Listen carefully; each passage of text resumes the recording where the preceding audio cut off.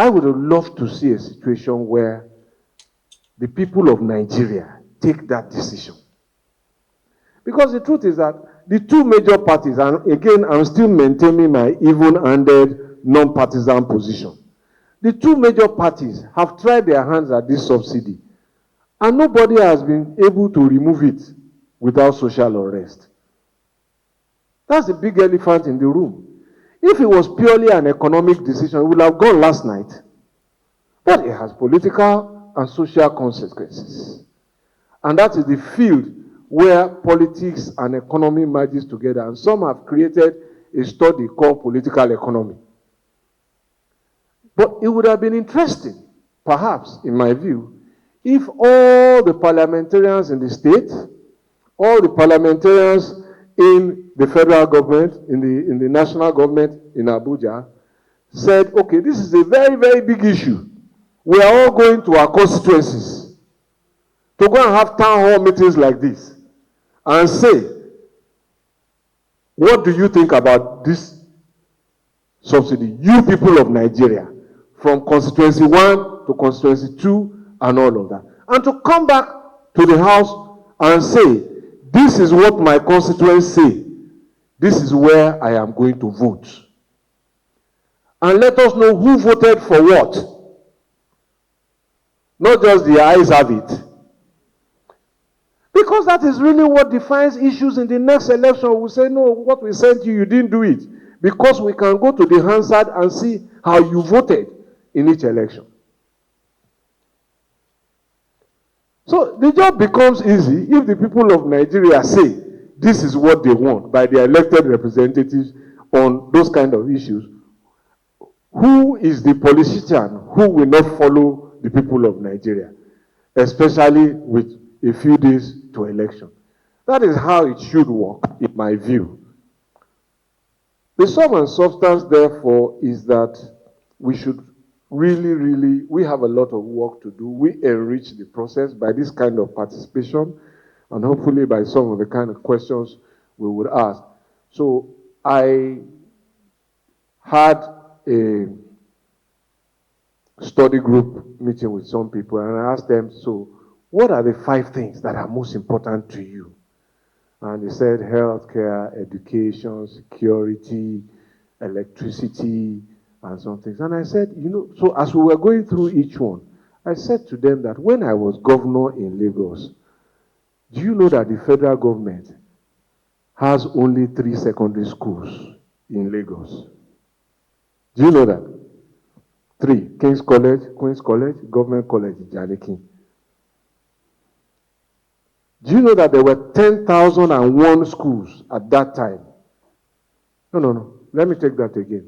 There were 1,001 primary schools and 667 secondary schools. But federal government only 3.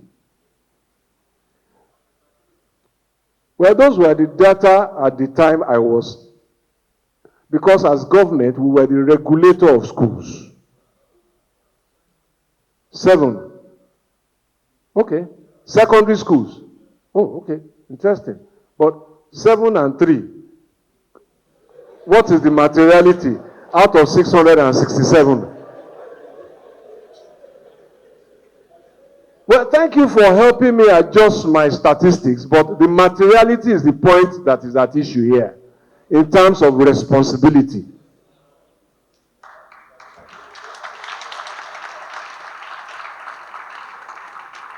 But the matter doesn't end there, really. Because you then find out that out of those 667, I think we owned just barely about 10 or 15% as a state government. The rest were owned by the private sector, the missions, Christian, Muslims, private investors. The point to make, therefore, is really where does the responsibility for education lie? Regulatory work with government. But in terms of the output, it lies elsewhere. And so we need, and I'm saying this in a matter of seriousness.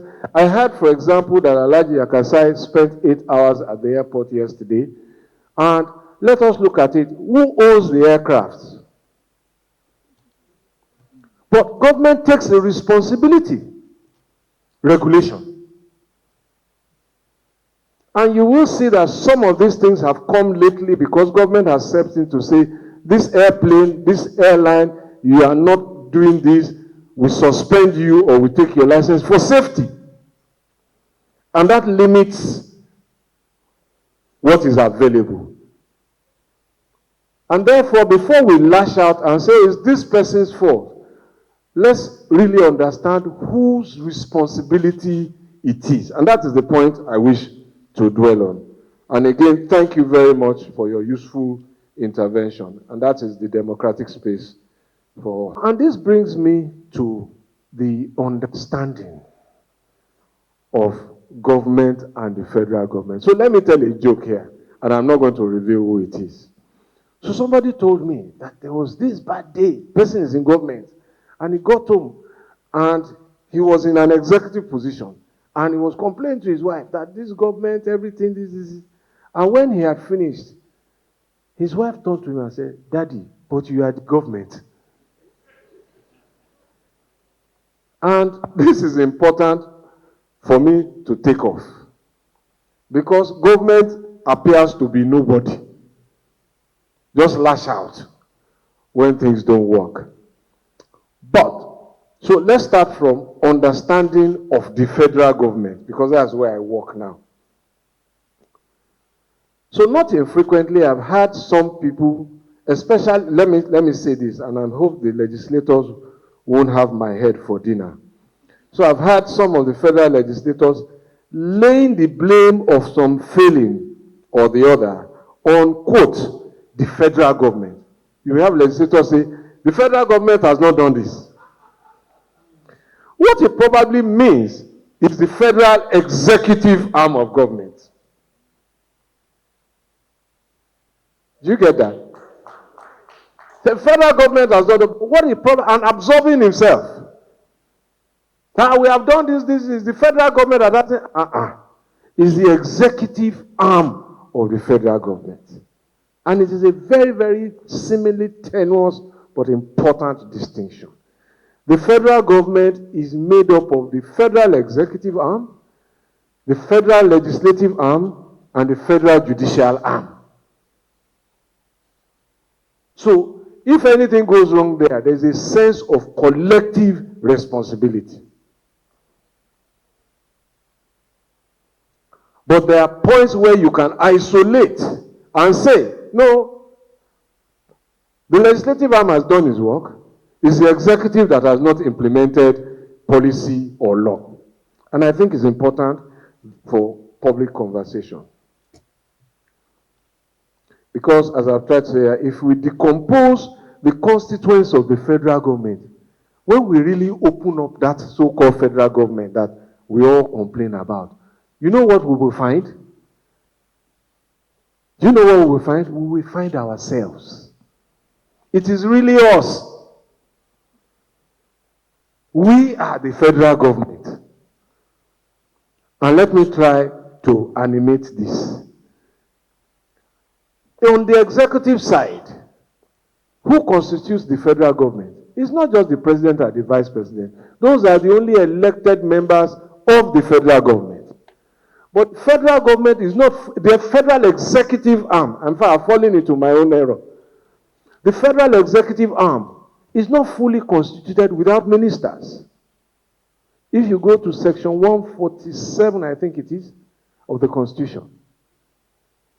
So, the president and vice president elected today can't lawfully govern without constituting a cabinet. Otherwise, they act in violation of the Constitution. And who are those ministers? One from each state, mandatory. So if this place was a state, we must pick one person to go and represent us in the federal government. He's not representing himself. In fact, he's not representing the federal government. He's representing his state in the federal government. And this is an important point to make. He's not representing the federal government. He is representing his state or her state in the federal government. The same is true of the federal parliament, because all of the people there you see in the National Assembly as part of the federal government are from our constituencies. 360 federal constituencies and 109 senatorial districts. Who are they representing? So, who is in the federal government? If you go to the Federal High Court, there is no state, and I stand to be corrected here, there is no state where there is not one judge in the Federal High Court, representative of our diversity. Perhaps in the Court of Appeal, I don't know, and the Supreme Court has at least only 21 slots, but you will see that on a zonal basis, there is some attempt to create a balance. So if those are the three arms, peopled by persons from our states, who really is in the federal government, if not us? So, if we then say, oh, the Constitution, you know, we have had this argument, oh, the Constitution, we are not a federation. I differ. I differ with respect. Those who want to see restructuring can make the argument, but certainly they cannot premise that argument on the fact that we are not a federation. A constitution that provides for the existence of a federal government, provides for the existence of state governments, and provides for the existence of local governments and shared powers is the minimum requirement of a federal arrangement. That is the minimum requirement. It may be imperfect. It may be imperfect. But that truly is probably why there is a provision for the amendment. That's why they made a provision. If you want to amend this constitution, this is what you do. But the fact that it is imperfect does not mean that a federal arrangement does not exist. That's the point. So if we want to change that constitution, now that I have brought our attention and probably opened the space for us to see that we are the ones in the federal government, we can do anything we like. But are we able to get 24 states to vote for an amendment to the Constitution? Are we able to build consensus among the two houses of parliament to say, let us create state police? That is a challenge of democracy. But really and truly, we are the federal government, and we can do anything if we build consensus. Just remember that. So another way to highlight that is that if the federal government is really not giving us what we want, assuming that it was responsible for those things, we are the ones who are the federal government. So we should look at ourselves in the mirror and say, what's going on? Because we are the ones who are not making it happen. So, and I said I will go to the point of a working majority.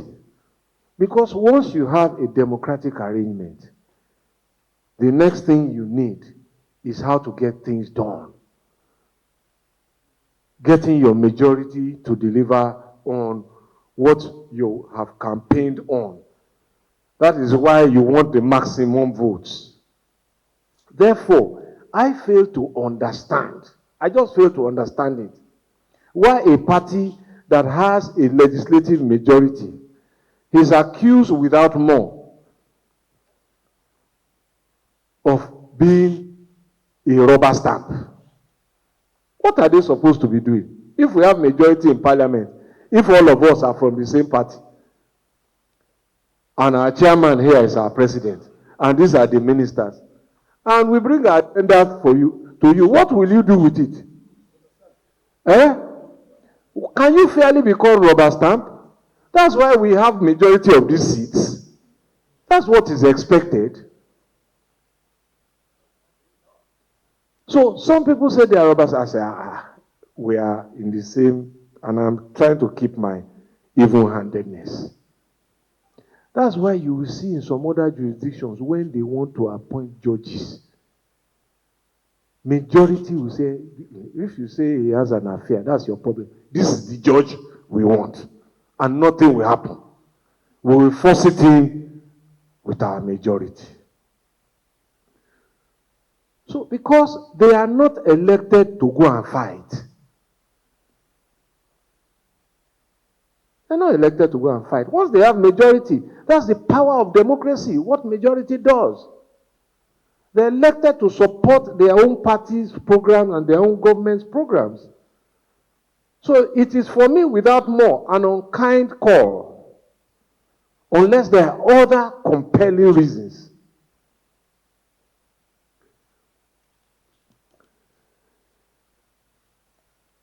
Because this is really why elective seats are so hotly contested, as they will be in the next election. We want majority so that we can get our programs into place. Because opposition is not also necessarily there. As much as they must be patriotic, they are not necessarily there to help us succeed. They are supposed to put our feet to fire. That's how parliament works. So again, that's one surprise. But the other surprise too is that sometimes even the party that has now built a legislative majority now says, oh, opposition that we beat, come and take some committee chair positions. Who does that? After you have defeated the enemy, then you now re-equip them. It doesn't happen. In many other democracies, once you lose majority, you can't be committee chairman. The only committees you are likely to chair is public accounts and probably ethics. You become automatic vice chairman. In fact, it happens overnight without anybody saying. All former chairmen suddenly become vice chairman. There's no debate about it. It's not about being nice or not being nice. But as if that wasn't bad enough, the party that has won majority not only concedes committee chairman to the minority, it concedes committee chairman of critical committees. How can your opponent help you do your work? So these are the things I hope that we will pay some more attention on. And if only briefly, just to re-emphasize that we really need to know what different levels of government owe us as constitutional responsibilities.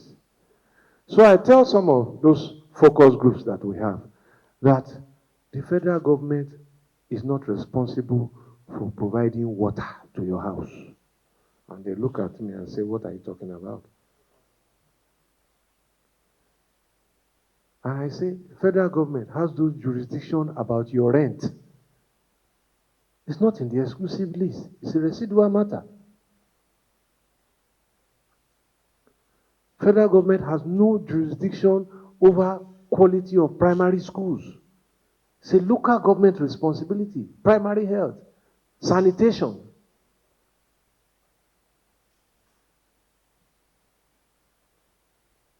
Federal government has only about 16% or so of the total national road network of 200,000 kilometers.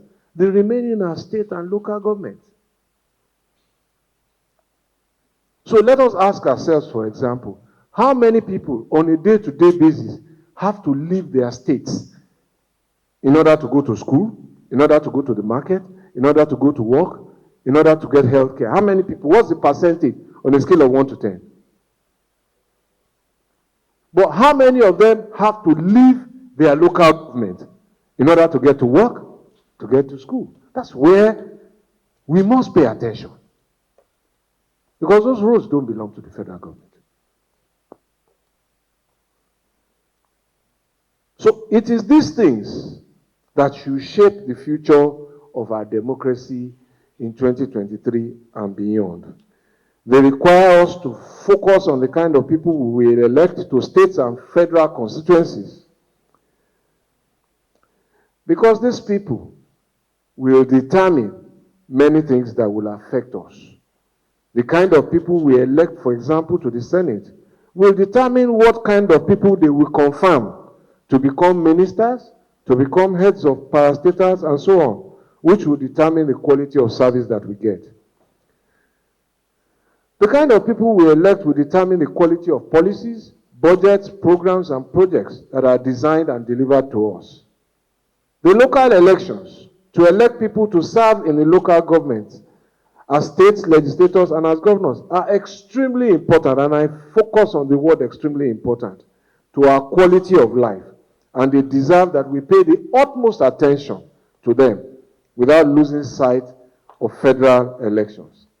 As I've said, issues like water supply, rent, land acquisition, land is a state matter. So if you are a small business owner, you want to own an office, you want building permit, you have no business with Abuja. But are you paying attention to the land policies in your state?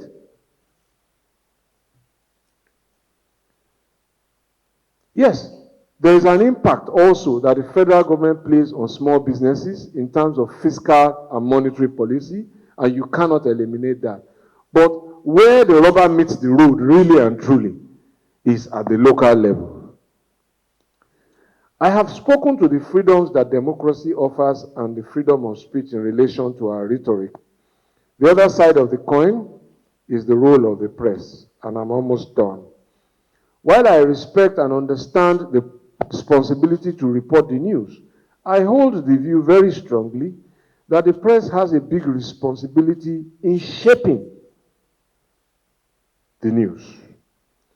And before I am misunderstood, let me explain, because I see Suleiman's eyes has lightened up. While they have done a good job, very good job, of serving us with developments relating to the fallout from the choice of running mates and even purported suspension of a presidential candidate, I name no names, they can do more to focus on conversations that affect the majority of potential voters. That is what I mean about shaping the news. I am certain that you will agree with me that the majority of potential voters will be more likely interested to know if there is any plan to improve their children's education and access to health care. In this way, members of the press can redirect those questions. Okay, we are heard that you are fighting your party, but let's talk education, let's talk health care, let's talk security. Majority of the electorate will be interested to know if something will be done to bring water to their taps at home and what plans there are for more reliable electricity.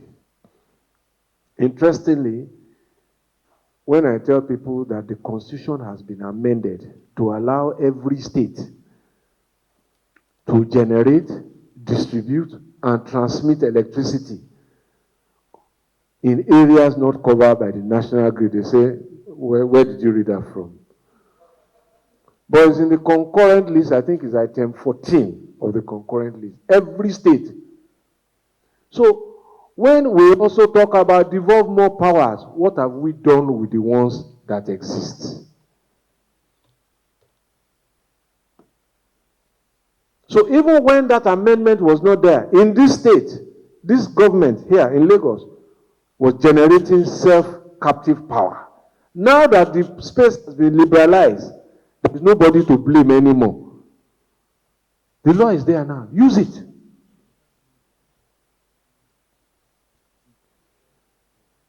So I've talked about the kind of conversations that I think we should have, but there is a lot of work to be done. But I think in closing now, I want to highlight the successes of our democracy. It's very important. Very, very important. Because I see these young people, they were in cuckoo land when we couldn't even meet like this. There was a time we couldn't meet like this. All the political parties said they have endorsed one president. Who did ask them? Ajere is laughing. There was a time we couldn't gather like this. So I won't trade that freedom for anything. But democracy, as I said, requires us to have majority, to build consensus. It's not an easy process of governance. It's not. But it can work, and it has worked. So before we begin to feel maybe frustrated, it's sometimes slow. So you can have, we saw one arm of government hold the country to ransom. A budget took 7 months. That comes with freedoms. It causes delays, but our democracy has delivered some things since 1999, and we should keep stock so that we reaffirm our commitment to the choice that democracy offers us, and we remain faithful to its ideals. It requires a contestation of ideas, rigorous debate. I agree or I don't agree. Those in position don't have the freedoms that our moms have at home to just say breakfast is served. They don't have that freedom. So it requires me to persuade this and to persuade that. So let me highlight a few. Our democracy has delivered an interstate train service. The first and only one since the one built by the colonial government. That was the only time, colonial government. It has challenges now, but it delivered it in a democracy. All those days when they kept us captive, we couldn't talk, they couldn't build a train service for us. So it happened in a democracy. Our democracy is delivering solutions to the problems that seem to have defied solutions. Do you know where Bonny Island is? Huh? You know what Bonny Island is now famous for? NLNG, gas. You know that you can't get to Bonny by road. And when the weather is really bad, sometimes for 3 days, nobody can move to Bonny, whether by air or by boat. But this democracy is delivering a road and 3 bridges and 10 minor bridges so that you can drive into Bonny.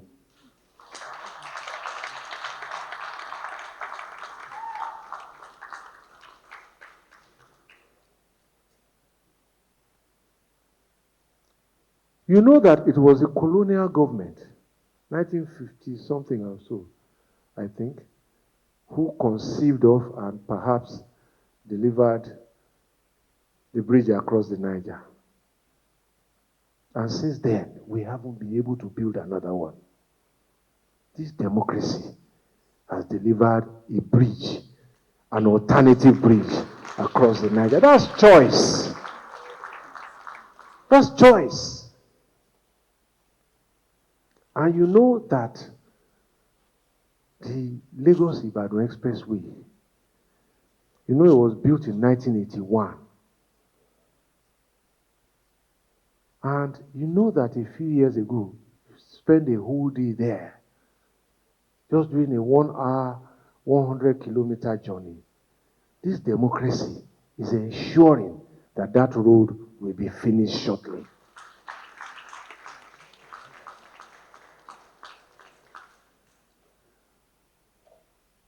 If you want to drive from Enugu to Onitsha,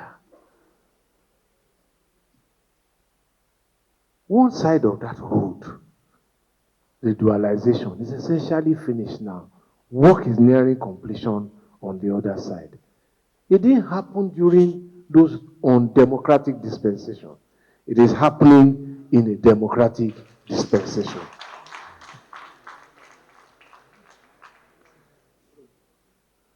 Well, you know what that undemocratic dispensation thought about the right to own a phone?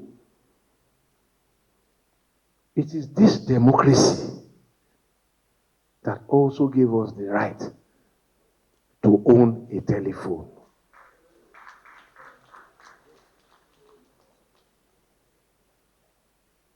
This democracy, at least let me beat my own chest small, is delivering houses in 34 states. And one of our retired directors is here, and it would be really, really unkind of me not to recognize Engineer Adeoye. Please stand up and take a bow. Engineer Adeoye, for the record, is the one who supervised the work on the second Niger Bridge until he retired.